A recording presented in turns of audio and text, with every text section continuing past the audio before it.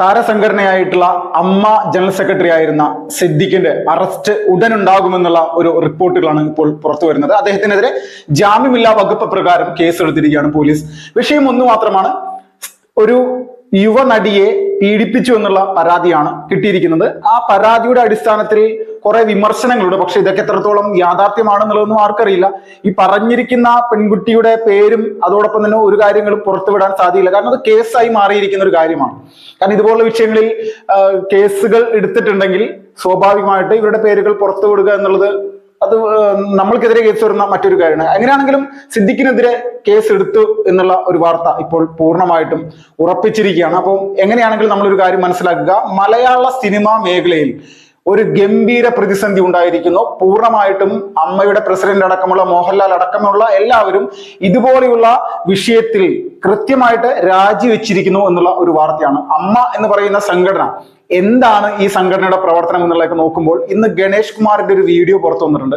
മാസം 5000 രൂപ വരെ ഞങ്ങൾ പാവപ്പെട്ട അല്ലെങ്കിൽ ഒരു വകുപ്പുമില്ലാത്ത ആളുകൾക്ക്, സാമ്പത്തികമായിട്ട് ഒരു വിഷയം ഒരു രീതിയിലും സാമ്പത്തികം ലഭിക്കാത്ത ആളുകൾക്ക് കൃത്യമായിട്ട് അമ്മ എല്ലാ മാസവും കൊടുക്കുന്ന ഒരു സംവിധാനം, അതെല്ലാം തകർത്ത് കളയുക എന്നുള്ള ഒരു ഉദ്ദേശം കൂടി ഇതിന്റെ പിന്നിൽ പ്രവർത്തിച്ച ആളുകൾക്ക് ഉണ്ടായിരുന്നു എന്ന് തന്നെ വേണം മനസ്സിലാക്കണം എന്നുള്ള രീതിയിലൊക്കെ ഗണേഷ് കുമാർ അദ്ദേഹത്തിന്റെ ന്യായങ്ങളൊക്കെ ഒരുപാട് പറയുന്നുണ്ട്. പക്ഷെ ഇതിൽ പോലീസ് ഇപ്പോൾ കേസെടുത്തിരിക്കുന്നു എന്നുള്ള ഒരു വാർത്ത ഇത് കൃത്യമാണ്. അപ്പോൾ ഇതിൽ നിന്ന് നമ്മളൊരു കാര്യം മനസ്സിലാക്കുക, ഈ നടി പറഞ്ഞിരിക്കുന്നത് തന്നിലേക്ക് എങ്ങനെയാണ് സിദ്ദിഖ് എത്തിയിരിക്കുന്നത് എന്നുള്ള രീതിയിലേക്ക് ഒരു കാര്യമാണ്. അത് ഇവർ പറയുന്നത് അല്ലെങ്കിൽ പുറത്തുവിടുന്ന ഒരു കാര്യമുണ്ട്. അത് ജസ്റ്റ് നമ്മൾക്കൊന്ന് കേട്ടു നോക്കാം. ജനറൽ സെക്രട്ടറിയായ ഇദ്ദേഹം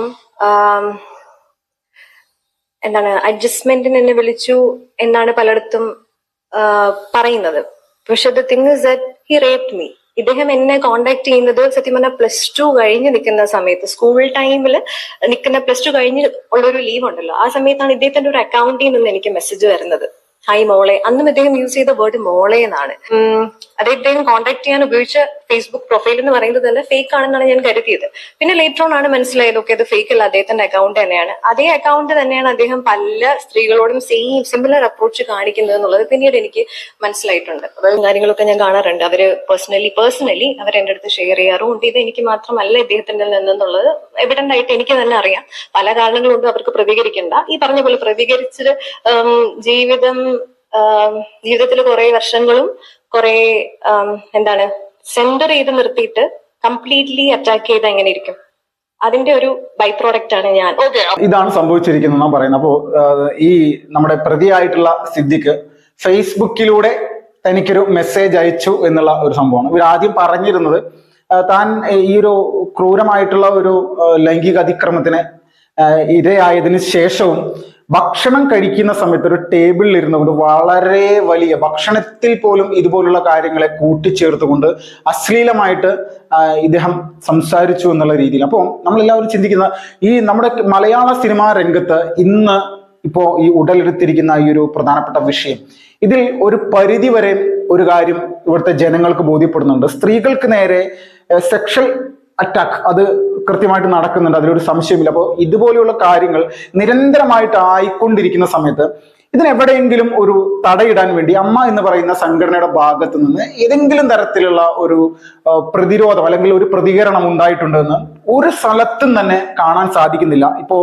മലയാള സിനിമാ രംഗത്ത് പ്രവർത്തിക്കുന്ന ഒരുപാട് നടീനടന്മാരെ അല്ലെങ്കിൽ പ്രധാനപ്പെട്ട വലിയ പൊസിഷനിലിരിക്കുന്ന ആളുകളെല്ലാം പ്രതിസന്ധിയിലാക്കാൻ അവരെല്ലാം നശിപ്പിക്കാൻ വേണ്ടിയിട്ടാണ് ഇങ്ങനെയുള്ള ഒരു ആരോപണങ്ങൾ ഉന്നയിക്കുന്നത് എന്ന് പറയുമ്പോൾ ഈ അമ്മ എന്ന് പറയുന്ന സംഘടനയുടെ ഭാഗത്ത് നിന്ന് ഒരു വിഷയത്തിൽ പോലും ഇതുപോലെയുള്ള കാര്യങ്ങളിൽ എപ്പോഴെങ്കിലും ഒരു പ്രതികരണം ഉണ്ടായിട്ടുണ്ടെങ്കിൽ അല്ലെങ്കിൽ ഒരു നടപടി ഉണ്ടായിട്ടുണ്ടെങ്കിൽ അത് എടുത്ത് ചൂണ്ടിക്കാണിക്കാൻ സ്വാഭാവികമായിട്ട് അമ്മയുടെ പ്രസിഡന്റിനും അതോടൊപ്പം മറ്റ് ജനറൽ സെക്രട്ടറി പോട്ടെ മറ്റ് ഭാരവാഹികൾക്കും സാധിക്കുമായിരുന്നു. പക്ഷെ ഒരു സ്ഥലത്തും ഇത്രയും കാലമായിട്ട് ഇതുപോലെ ഒരു പരാതി അമ്മയിൽ ലഭിച്ചു കഴിഞ്ഞിട്ട് ഒരു രീതിയിലുമുള്ള ഒരു നടപടിക്രമങ്ങളും അമ്മ എന്ന് പറയുന്ന സംഘടനയുടെ നേതൃത്വത്തിന്റെ ഭാഗത്തുണ്ടായില്ല. പക്ഷെ ഇത് നമ്മൾ മൊത്തത്തിൽ നോക്കുന്ന സമയത്ത് അമ്മ എന്ന് പറയുന്ന സംഘടന എന്താണ്?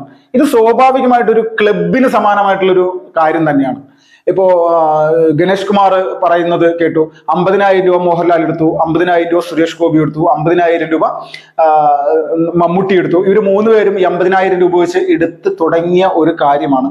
അപ്പോ ഇതിൽ വലിയ തരത്തിൽ പല സ്ഥലങ്ങളിൽ യാത്ര ചെയ്തുകൊണ്ട്, ഇപ്പോൾ എറണാകുളത്ത് താമസിച്ച് പുതിയ അല്ലെങ്കിൽ പല നടന്മാരെ ഇതിൽ മെമ്പർഷിപ്പ് എടുക്കാൻ വേണ്ടി ശ്രമിച്ചിരുന്നു. അതിൽ ഇന്നസെന്റ് പോലെയുള്ള ആളുകളെയൊക്കെ നേരിട്ട് കണ്ട് വീട്ടിൽ പോയിട്ട് തന്നെ മെമ്പർഷിപ്പ് എടുപ്പിച്ചു. പിന്നെ കോഴിക്കോട് ഇതുപോലെ താമസിച്ച് പലവരെയും ഇതിൽ മെമ്പർഷിപ്പ് എടുപ്പിക്കാൻ വേണ്ടിയുള്ള ശ്രമങ്ങളുണ്ടായി. മെമ്പർഷിപ്പ് എടുപ്പിച്ചു എന്നൊക്കെയാണ് പറയുന്നത്. അപ്പോൾ ഇത് ഒരു ക്ലബിന് സമാനമായിട്ടുള്ള ഒരു സംവിധാനമായിട്ട് കണക്കാക്കാം. ഇതിൽ നല്ല പ്രവൃത്തി ഉണ്ടായിട്ടുണ്ട് എന്നുള്ളത് കൂടി നമ്മൾ ചിന്തിക്കാം. അമ്മ എന്ന് പറയുന്നത് ഒരു ഈ സംഘടനയെ പൂർണ്ണമായിട്ടും ഇതുപോലെയുള്ള ഒരു കാമഭ്രാന്തന്മാരുടെ ഒരു കൂട്ടായ്മയായിട്ട് ചിത്രീകരിക്കാൻ ആരെങ്കിലും നോക്കിയിട്ടുണ്ടെങ്കിൽ തെറ്റാണ് എന്നുള്ളത് മാത്രമേ പറയുള്ളൂ. പക്ഷെ ഒരുപാട് ആളുകൾ ഇപ്പോൾ പല സിനിമയിൽ നിന്ന് പോയ ആളുകൾ, ഇപ്പോൾ വലിയ സാമ്പത്തിക പ്രതിസന്ധി ഉള്ള ആളുകൾ, ഇവരെല്ലാവരും തന്നെ ഇന്ന് അമ്മ എന്ന് പറയുന്ന ഒരു സംഘടനയുടെ സംവിധാനത്തിന്റെ സഹായത്താൽ ജീവിതം മുന്നോട്ട് കൊണ്ടുപോകുന്നുണ്ട്.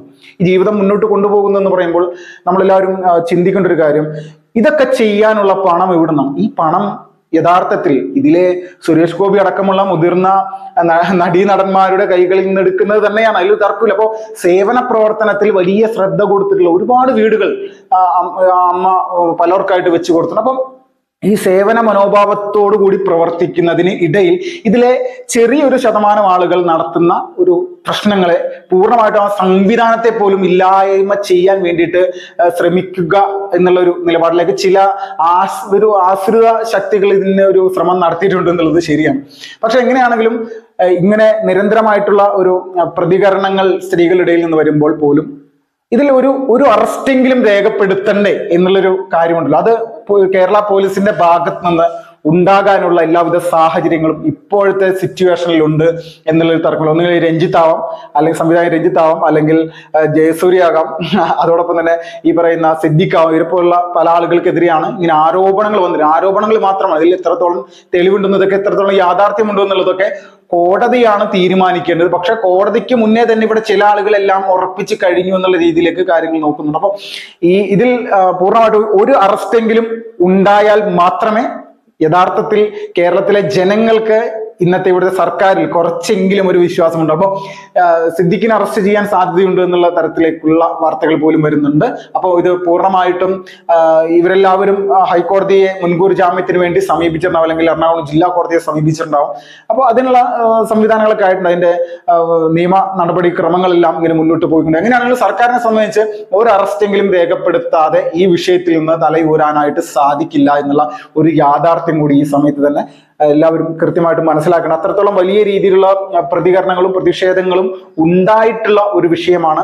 അത് സിനിമാ മേഖലയിൽ മാത്രമല്ല, നമ്മുടെ രാജ്യത്തുള്ള പല സംവിധാനങ്ങളുടെ ഇടയിലും സ്ത്രീകൾക്ക് നേരെയുള്ള ആ ഒരു വലിയ തരത്തിലുള്ള വിഷയങ്ങൾ നിരന്തരമായിട്ട് നടക്കുന്നുണ്ട്. അത് ലൈംഗിക അതിക്രമം എന്ന് തന്നെ പറയാം. രാജ്യം മുഴുവൻ ഇപ്പോൾ വലിയ ശ്രദ്ധ കൊടുത്തിരിക്കുന്ന ഒരു വിഷയമാണ്.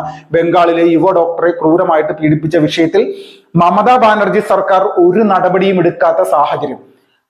ആ വിഷയം ഉണ്ടായി കഴിഞ്ഞിട്ട് ഇപ്പോഴും ഇന്ന് പോലും വലിയ തരത്തിലുള്ള പ്രതിഷേധം ബംഗാൾ സെക്രട്ടേറിയറ്റിലേക്ക് നടന്ന ഒരു ദിവസം കൂടിയാണ് നമ്മളിന്ന് ഈ ഒരു വിഷയത്തെ പറ്റി സംസാരിക്കുന്നത്. അപ്പൊ രാജ്യം മുഴുവൻ ശ്രദ്ധ കൊടുത്തിരിക്കുന്നത് പോലും ഇന്ന് സ്ത്രീകൾക്ക് നേരെയുള്ള അതിക്രമങ്ങൾക്കെതിരെയാണ്. ക്രൂരമായിട്ടുള്ള കൊലപാതകങ്ങളും ക്രൂരമായിട്ടുള്ള പീഡന സംഭവങ്ങളും നിരന്തരമായിട്ട് നമ്മുടെ രാജ്യത്തെ പല സ്ഥലങ്ങളിലും ഉണ്ടായിക്കൊണ്ടിരിക്കുന്നു. സ്ത്രീകളുടെ സുരക്ഷയെ സംബന്ധിച്ച് നിയമങ്ങൾ ഒരുപാടുണ്ടെങ്കിൽ പോലും നിയമ നടപടികൾ എടുക്കുന്ന ആളുകൾക്ക് അതിൽ അപാകതകൾ സംഭവിച്ചിട്ടുണ്ടെങ്കിൽ ഇത് വീണ്ടും വീണ്ടും തുടരുകയും ഇതുപോലുള്ള കാമഭ്രാന്തന്മാർക്ക് ഇരയാകാൻ വേണ്ടി ജീവിക്കുന്നത് പോലെയാകും നമ്മുടെ സഹോദരിമാരുടെ അവസ്ഥ എന്നുള്ളത് മാത്രമേ ഈ ഒരു സമയത്ത് ഈ ഒരു വിഷയങ്ങളിൽ നിന്ന് നമ്മൾക്ക് മനസ്സിലാക്കാൻ സാധിക്കുന്നുള്ളൂ. വിപിലാൽ, ഫസ്റ്റ് റിപ്പോർട്ട്സ്.